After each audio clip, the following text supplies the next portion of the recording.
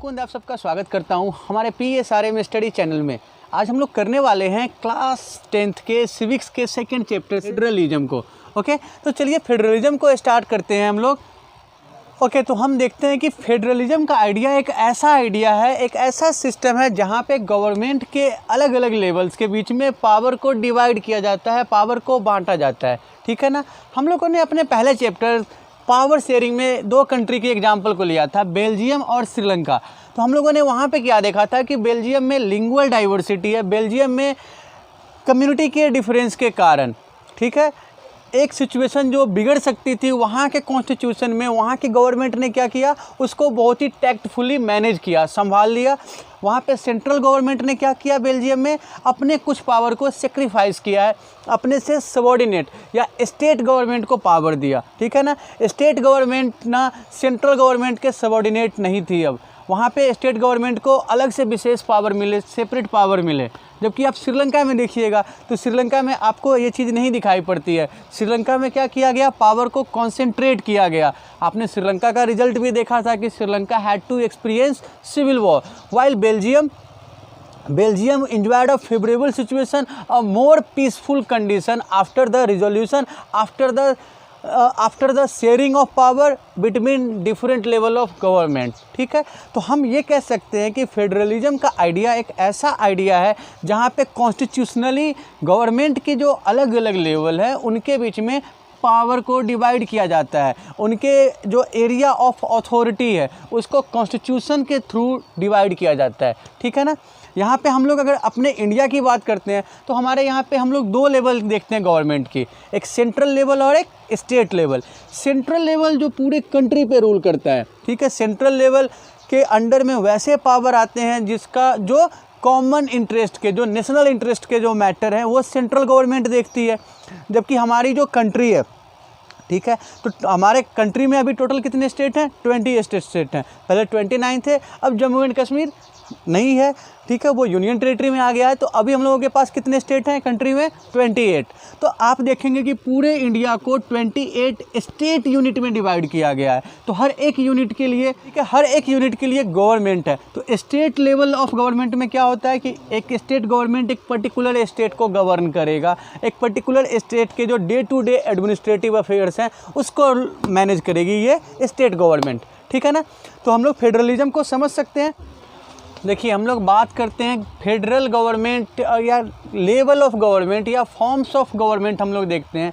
तो हम लोग देखते हैं कि लेवल की बात करते हैं तो कई बार आप देखते हैं कि एक ही लेवल होता है गवर्नमेंट का, उसको हम लोग क्या बोलेंगे, यूनिटरी गवर्नमेंट, जहाँ पे गवर्नमेंट का सिर्फ एक लेवल हो।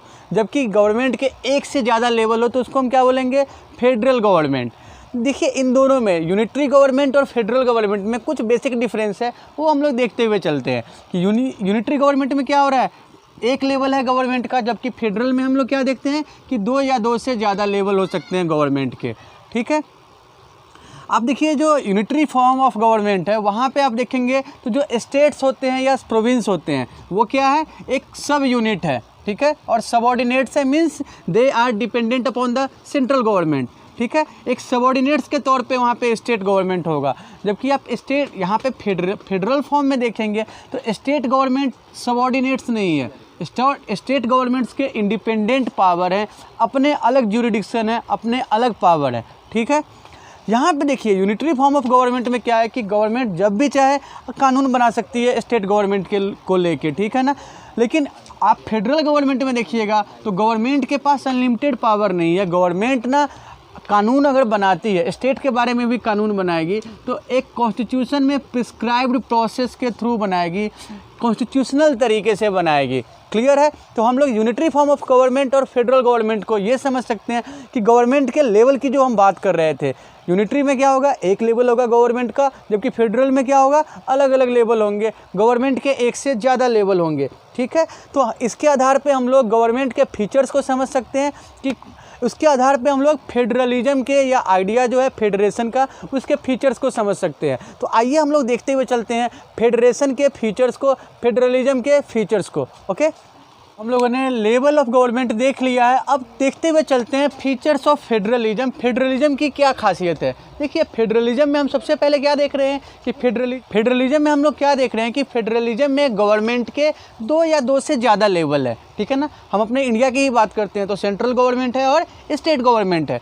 अब स्टेट गवर्नमेंट के अंडर में भी लोकल लेवल पे एक और गवर्नमेंट हम लोग देखते हैं, लोकल सेल्फ गवर्नमेंट, ठीक है ना। लोकल सेल्फ गवर्नमेंट को भी आप एक लेवल ऑफ गवर्नमेंट कह सकते हैं, वो भी गवर्नमेंट का एक लेवल है, ठीक है ना। अब आप देखिए कि ये जो गवर्नमेंट के अलग अलग लेवल है, different levels of government that rule over the same citizen, ठीक है ना।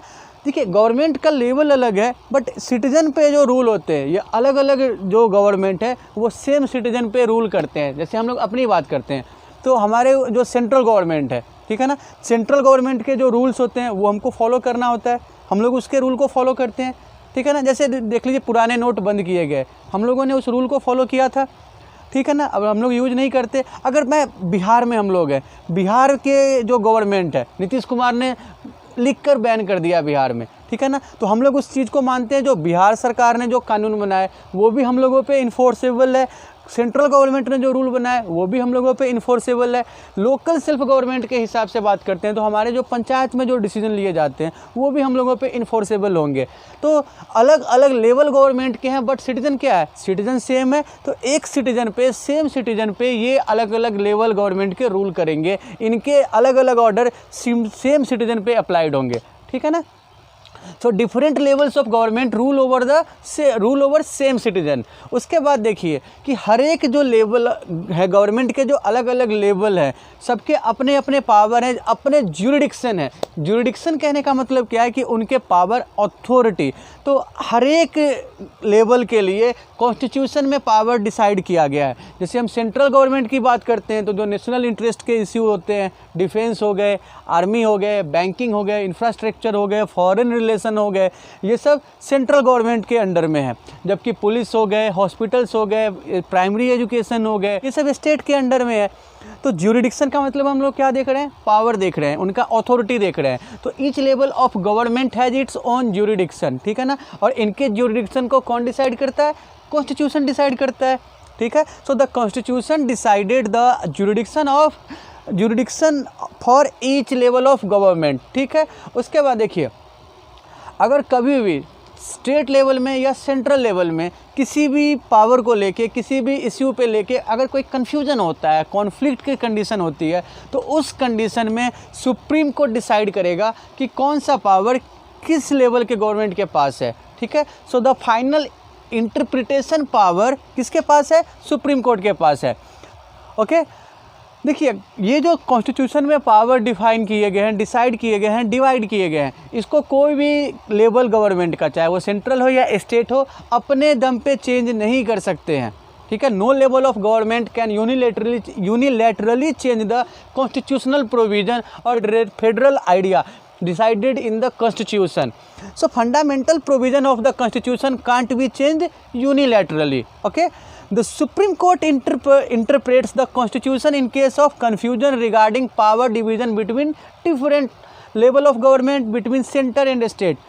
हम लोगों ने अभी बात किया है ना कि अगर कभी भी सेंटर और स्टेट के बीच में किसी भी बात को लेके कॉन्फ्लिक्ट्स होते हैं, डिस्प्यूट होते हैं, तो उस कंडीशन में सुप्रीम कोर्ट अंपायर का काम करेगा, सुप्रीम कोर्ट जज करेगा, ठीक है। So the supreme court interprets the constitution in case of confusion regarding power division between centre and state, okay. देखिए चाहे वो सेंटर का गवर्नमेंट हो चाहे स्टेट का गवर्नमेंट हो, इनको फंक्शन के लिए रिवेन्यू चाहिए। तो किस सोर्स से रिवेन्यू आएंगे, sources of revenue have been decided by the constitution, ठीक है। Sources of the revenue decided for each level by the constitution, okay. और देखिए हमारे यहाँ पे जो फेडरलिज्म का जो आइडिया लिया गया, ठीक है ना, तो फेडरलिज्म के आइडिया 2 ऑब्जेक्टिव से लिए गए। एक तो ये सोच के लिया गया कि फेडरलिज्म का आइडिया क्या करेगा, हमारे कंट्री में यूनिटी को प्रमोट करेगा, यूनाइट करेगा, ठीक है। हम जानते हैं कि हमारे यहाँ पे क्या डाइवर्सिटी बहुत ज़्यादा है, डाइवर्सिटी बहुत ज़्यादा ग्राउंड्स पे है, चाहे वो लिंगुअल हो, रीजनल हो, रिलीजियस हो, कल्चरल हो, सोशल हो, ठीक है ना।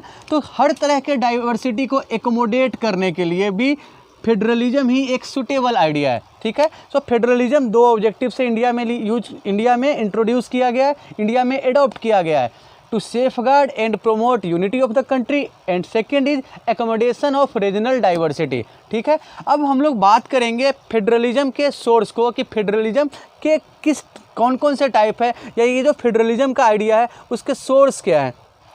ओके, तो हम लोग देखते हैं फेडरलिज्म के टाइप को। यहाँ पे हम लोग दो टाइप देखते हैं फेडरलिज्म का, कमिंग टुगेदर और होल्डिंग टुगेदर। देखिए, कमिंग टुगेदर का मतलब जैसे आप ऐसे समझ सकते हैं कि ये 5 या 10 स्टेट है, ठीक है, ये आ रहे हैं साथ में मिलके एक बड़ा यूनिट फॉर्म कर रहे हैं, ठीक है ना। अलग अलग स्टेट मिलके एक बड़ा स्टेट फॉर्म करते हैं, ठीक है। ये जो सारे कॉन्स्टिट्यूएंट स्टेट्स हैं ये इंडिपेंडेंट हो गए, इनके पास सेपरेट पावर है, इंडिपेंडेंट पावर है, ठीक है। So different states come together to form a bigger state और bigger unit. Okay, different state come together to form a bigger unit. इनका मोटिव क्या होता है? इनका मोटिव होता है सोवरेनिटी को पुल करना, अपनी आइडेंटिटी को रिटेन करते हुए सिक्योरिटी को गेन करना, ठीक है ना। एक बड़ा यूनिट है तो ये ज़्यादा सिक्योर्ड होंगे, ठीक है, ये ज़्यादा सोवरेन होंगे। आपने यूएसए का एग्जांपल ले सकते हैं। यूएसए क्या है? United states of America. ये जो यूनाइटेड स्टेट्स है यानी 50 स्टेट्स यूनाइट होकर अमेरिका फॉर्म कर रहे हैं, ठीक है ना, इसलिए यूनाइटेड स्टेट्स हम लोग बोलते हैं। तो यहाँ पे आप क्या देखते हैं कि 50 states come together to form a bigger unit America, ठीक है। So USA is an example of coming together form of federation. उसके बाद आप देखते हैं तो स्विट्जरलैंड है, ऑस्ट्रेलिया है, these all are example of coming together kind of federalism और फेडरेशन। वहीं जब आप होल्डिंग टुगेदर में देखते हैं तो यहाँ पे क्या होता है कि एक लार्ज कंट्री होती है, वो अपने स्टेट के बीच में पावर डिवाइड करती है। जैसे इंडिया की बात करते हैं तो इंडिया में क्या है, 28 स्टेट है, एक कंट्री है, 28 स्टेट को पावर दिया सेंट्रल गवर्नमेंट ने, ठीक है। यहाँ पे आप देखेंगे इस टाइप के फेडरलिज्म में तो जो सेंट्रल गवर्नमेंट होते हैं वो थोड़े स्टेट से ज़्यादा पावरफुल होते हैं, ठीक है। So in holding together form of federalism we notice that central government tends to be more powerful। यहाँ पे एग्जांपल आप ले सकते हैं इंडिया, स्पेन और बेल्जियम का। तो आज के टॉपिक में हम लोगों ने फेडरलिज्म के मीनिंग को समझा, फेडरलिज्म के फीचर्स को देखा, फेडरलिज्म के टाइप्स को देखा, लेवल ऑफ गवर्नमेंट देखा, ठीक है ना, और यूनिटरी और फेडरल गवर्नमेंट के डिफरेंस को समझा है। तो मैं उम्मीद करता हूं कि आज के टॉपिक को आपने काफ़ी अच्छे से समझ लिया होगा, और अगर कोई प्रॉब्लम आती है तो आप स्क्रीन पे फ्लैश हो रहे नंबर पे अपने प्रॉब्लम शेयर कर सकते हैं। और अगर आपको ये वीडियो पसंद आया तो आप प्लीज़ हमारे चैनल को लाइक और सब्सक्राइब कर देंगे। Thanks for your support, have a nice day.